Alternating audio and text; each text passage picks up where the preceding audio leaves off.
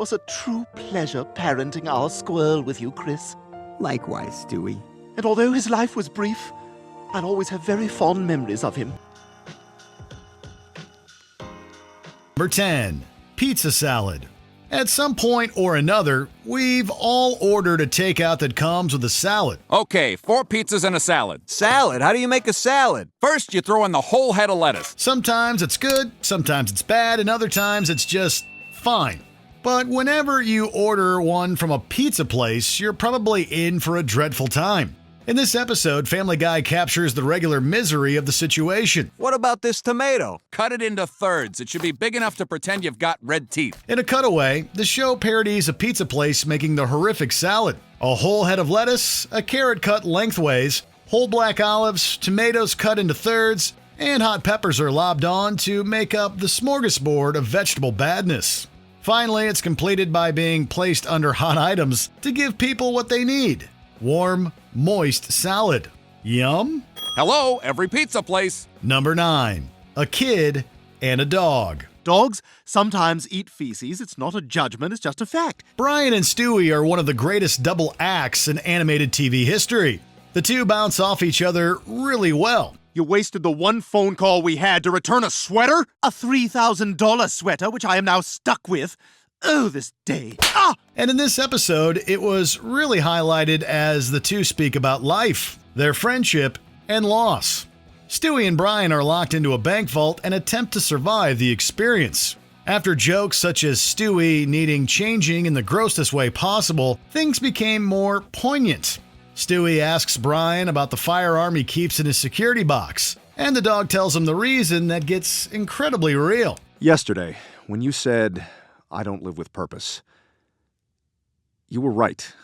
I don't.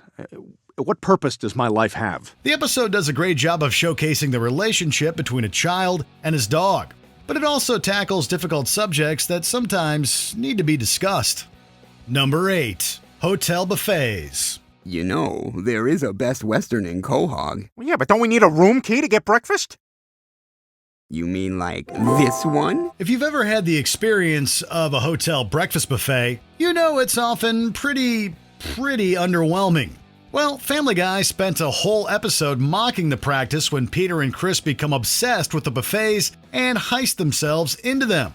As the father and son travel to various hotels, the episode mocks the complimentary offerings for their guests that many of us have experienced, such as yogurt you didn't know came in such a small size and orange juice that doesn't taste like good old OJ. Now grab a yogurt that's way smaller than you knew they made yogurts. And you grab an orange juice that doesn't taste like orange juice, but like someone described the taste of orange juice to an alien. Speaking of food, in the episode Hot Pocket Dial, the show targets the bread and butter offered by many restaurants. The decorative butter is often way too cold and does nothing but ruin the spreading. Dad, can you pass the bread? Sure, but don't forget the butter that looks like decorative bathroom soaps and is impossible to smear. Number 7. Pet problems. All right, now I'm gonna scratch your forehead for a while, so don't seem like you like it at first and suddenly bite my hand for no reason. If you've ever had a pet, sometimes it can be tricky to love them. You try your best to get the animal to hang out with you, but since they're their own being, they might not want that. And even if you get a slight chance to bond with the critter, they can strike at any time. In this episode, Lois does her best to get Brian to join her on the couch. Come on up, come on. Right here. Jump up. Psst, psst, psst. Jump up.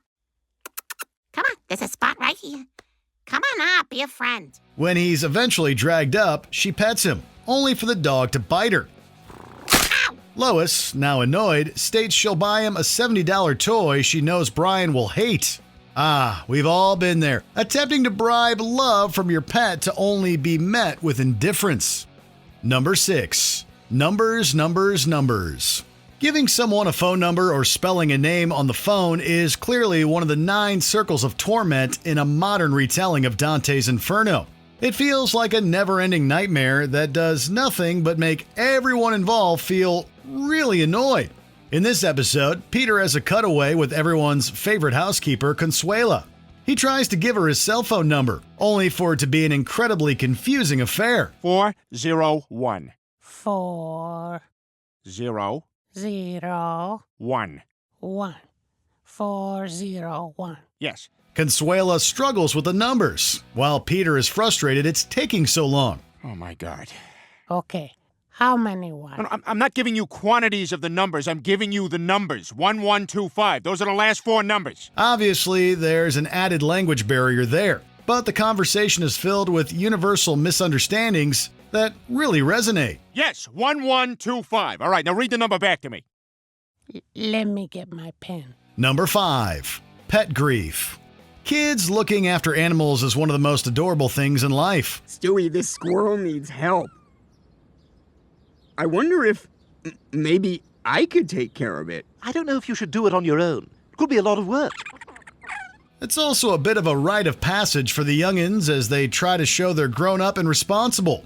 In this episode, Chris and Stewie find an injured, orphaned baby squirrel from a fallen tree and go on a quest to rehabilitate it.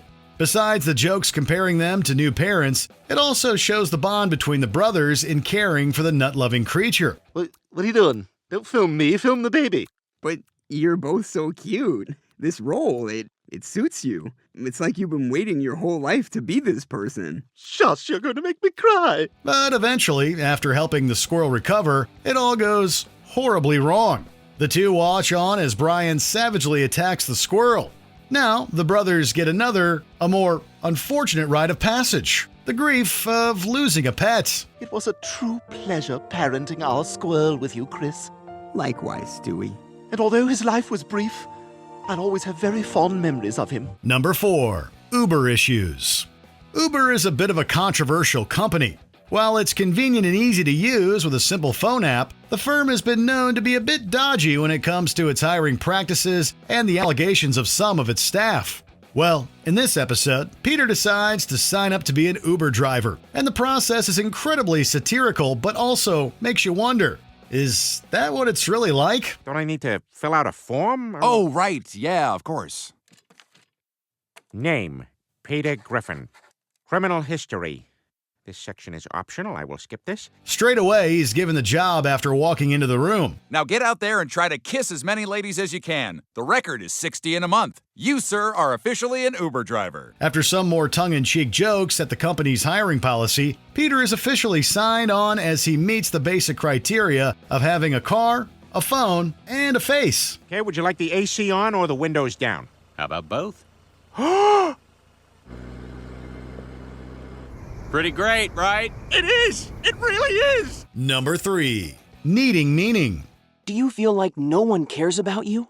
Meg, your mother made soup for you. Here you go, honey. Ready to get philosophical? Well, in this episode, Family Guy perfectly captures an existential problem. After being stuck in bed by her family not bothering to get her a mumps shot, Meg watches Christian TV and becomes a devout evangelical. At one point, she takes an unsuspecting Brian to a book burning event. Considering he thinks of himself as a literature lover, Brian can't let Meg continue down this path. I thought you'd seen the light, Brian. Well, to be honest, I lied for booze. But Meg, you're a smart girl. You ought to be able to see that what's going on here is wrong. He uses her dreadful life situation to reason with her. Would he give you a smoking hot mom like Lois and then have you grow up looking like Peter? Well... And what kind of God would put you in a house where no one respects or cares about you, not even enough to get you a damn mumps shot? And it works as Meg stops her book-destroying ways. However, the loss of community also leaves Meg feeling lost about the meaning of life. A rut many of us have also experienced at some point. And I bet you that the real answer to the nature of our existence is going to be more unimaginably amazing than we can possibly conceive. Number 2. Streaming sadness. Is Netflix streaming the right choice for you? Well, if you like movies in HD, then frozen pixels, then HD again, the answer is yes. Netflix is an easy comedy target. After all, they regularly cancel shows after barely one season. As such, it becomes a victim of Family Guy. In the opening of this episode, we see the Griffins watching an advertisement for the streaming service. It begins by mocking the quality issues with HD streaming. It continues by saying if you enjoyed the golden year of movies 2003, then Netflix is the service for you, which is quite rude to classic cinema like Holes and Agent Cody Banks. I work for the CIA. Yeah, right. No, really, I'm serious. The joke advert finishes by claiming the audience will wait for a film to buffer for 20 minutes before switching to one starring Jason Statham for 35. We feel very seen. Netflix streaming. Buffer for 20 minutes, then watch 35 minutes of a movie with Jason Statham. Number 1. Megs Explosion. Yeah, shut up, Meg! No! You shut up, Chris! For years, we've watched Meg be mistreated, humiliated, and made the butt of many jokes from her family. Granted, sometimes it's been hilarious. Other times, it's uncomfortable and only produces nervous laughter from us. In this iconic episode, Meg verbally lays waste to the Griffins by taking them apart one by one by showcasing their flaws. My point is that with all the irresponsible, reckless, idiotic behavior in your past, that somehow you have the nerve, the arrogance to consistently and ruthlessly point out my shortcomings. While we cheer at the acknowledgement, it doesn't last. The family soon descends into chaos as they attack each other. Brian listens as Meg decides to take one for the team. Maybe if I feel bad, they don't have to. Wow. That's incredibly noble and mature, Meg.